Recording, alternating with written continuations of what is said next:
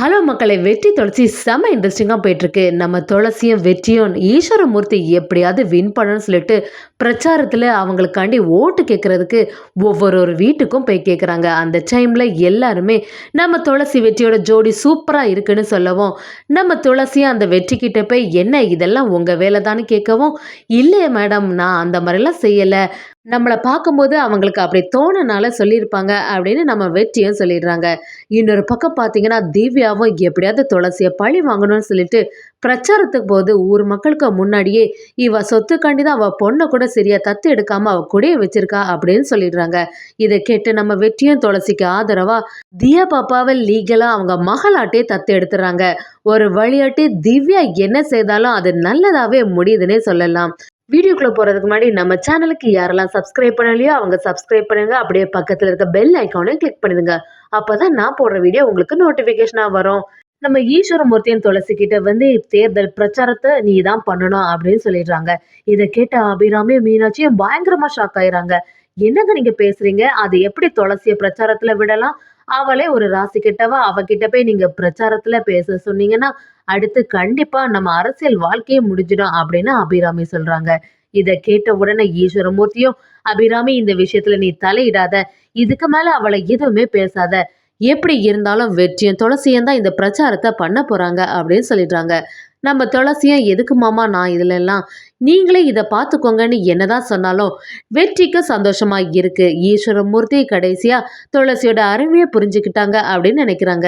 என்னோட அரசியல் வாழ்க்கையில நீ நிறைய ஹெல்ப் பண்ணியிருக்க, அதனால நீ பிரச்சாரம் பண்ணாதான் கரெக்டா இருக்கும்னு சொல்லிட்டு நம்ம துளசியை கம்பல் பண்றாங்க.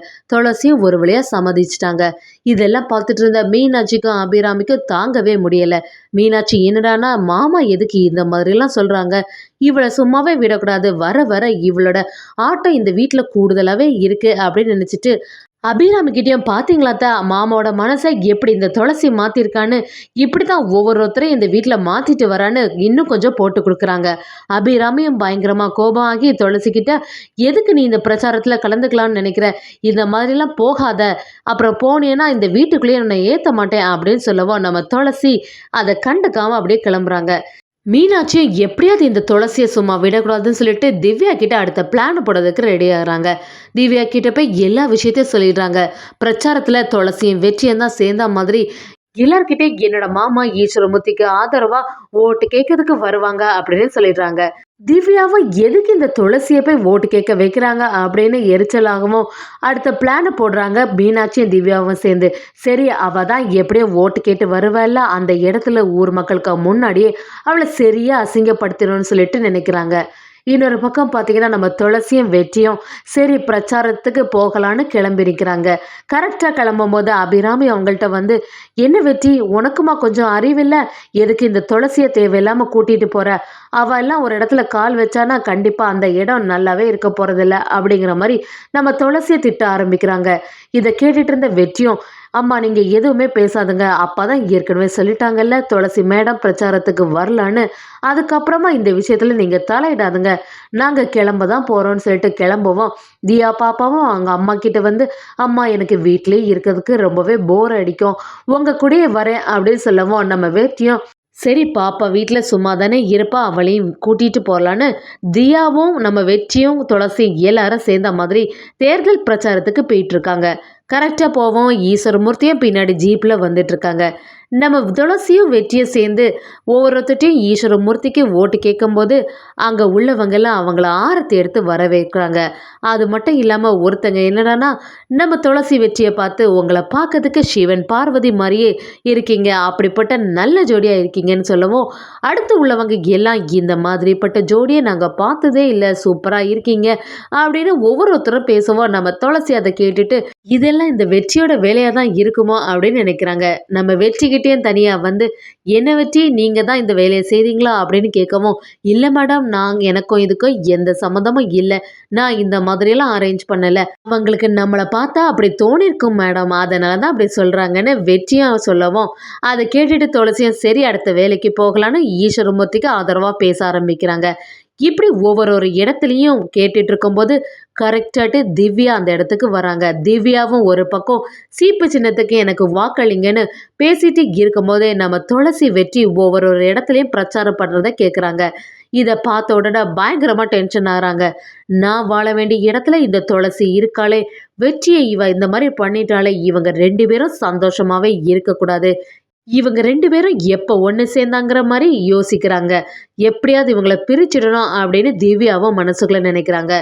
சரி, இவளை இந்த இடத்துலயே வச்சு அசிங்கப்படுத்திட வேண்டியதான்னு நம்ம துளசிய பத்தி பேசுற மாதிரி இந்த பிரச்சாரத்துல இருக்கவங்க எல்லாரையுமே நம்பாதுங்க.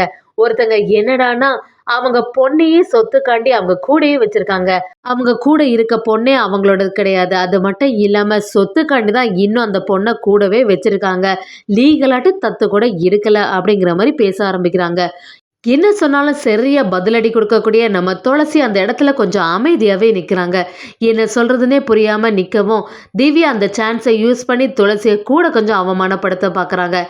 இப்படி சொத்துக்காண்டி ஆசைப்பட்டு ஒரு சின்ன பொண்ணை கூடயே வச்சிருக்கவங்களுக்கு மேலே உங்களுக்கெல்லாம் எப்படி நம்பிக்கை வருது? நம்மோட சின்னம் சீப்பு தான், இனிமே சீப்பு சின்னத்துக்கு தான் நீங்கள் எல்லாம் வாக்களிக்கணும் அப்படின்னு திவ்யாவும் சரியாக பேசவும் சுற்றி உள்ளவங்களுக்கும் அவங்களுக்கு கரகோஷம் போட்டுட்ருக்காங்க. இதெல்லாம் பார்த்துட்டு இருந்த வெற்றியும் துளசி இப்படி ஆயிட்டாங்களே, மேடம் இந்த மாதிரி அவமானப்படுத்திட்டாங்களேன்னு சொல்லிட்டு துளசியை நம்ம வெற்றியும் சமாதானப்படுத்த பார்க்குறாங்க. துளசிக்கும் தன்னோட பொண்ணை பற்றி பேசின உடனே அது தாங்கவே முடியலை. தியாவும் துளசி அப்படியே ஹக் பண்ணிடுறாங்க. இதை பார்த்துட்டு இருந்த வெற்றியும் துளசிக்கு ஆதரவாகவே இருக்காங்க. பின்னாடி இருந்த ஈஸ்வரமூர்த்தியும் எதுக்கு இந்த திவ்யா தேவையில்லாத வேலைகள்லாம் செய்கிறா அப்படின்னு மனசில் நினைக்கிறாங்க. வீட்டுக்கு நம்ம துளசி ரொம்ப சோகமாகவே வரவும் அபிராமிக்கு எல்லா விஷயமும் தெரிஞ்சிடுது. நம்ம துளசியை பார்த்து, நான் தான் அப்போவே சொன்னேன்ல, நீ பிரச்சாரத்துக்கு போனால் எல்லாமே பிரச்சனையில் தான் முடியும், அதை கேட்காம எதுக்கு நீ போன? இப்போ பாரு, இவங்களோட அரசியல் வாழ்க்கை ஒன்னால பெரிய பிரச்சனையில் முடிய போகுது அப்படின்னு அபிராமி துளசியை திட்ட ஆரம்பிக்கிறாங்க. இதை பார்த்துட்டு இருந்த ஈஸ்வரமூர்த்தி, எதுக்கு தேவையில்லாம துளசி இப்ப திட்டுற? எல்லாத்துக்கும் காரணம் அந்த திவ்யா தானே, திவ்யா தானே இந்த மாதிரி எல்லாம் பேசினா. துளசி அந்த பொண்ணோட அம்மா மாதிரி எவ்வளோ அக்கறையாக பார்த்துட்டா. இருந்தாலும் அந்த திவ்யா இப்படி பேசுனனால அவள் ஏற்கனவே வருத்தப்பட்டுட்டு இருக்கா. நீ கொஞ்சம் கூட அவளை திட்டாத அப்படின்னு அபிராமியை எதிர்த்து ஈஸ்வரமூர்த்தி துளசிக்கு சப்போர்ட்டாக பேசுகிறாங்க. இதை பார்த்துட்டு இருந்த மீனாட்சியோ, எதுக்கு இப்போ மாமா தேவையில்லாமல் அவளுக்கு சப்போர்ட் பண்ணுறீங்க? திவ்யா சொன்னதும் ஒரு விதத்தில் கரெக்டாக தானே இருக்குது. அவள் தான் ஒரிஜினல் அம்மா கிடையாதே, அதுக்கப்புறமா எதுக்கு இந்த தியாவை உரிமை கொண்டாடிட்டு இருக்கா அப்படின்னு சொல்லிட்டு இருக்கும்போது நம்ம துளசி ரொம்பவே வருத்தப்பட்டுட்டு இருக்காங்க. இந்த டைமில் கரெக்டாட்டு நம்ம வெற்றியும் வராங்க. என்னடா வெற்றி இப்படி வரவும் என்னாச்சின்னு விசாரிக்கும் போது நம்ம வெற்றி தியா பாப்பாவை லீகலாக தத்து எடுத்துட்டாங்கன்னு சொல்லிடுறாங்க. அதை கேட்டவுடனே நம்ம துளசிக்கு சந்தோஷமா இருக்கு. வெற்றி நமக்காண்டி தியா பாப்பாவை ஏற்றுக்கிட்டானே அப்படின்னு நினைக்கிறாங்க.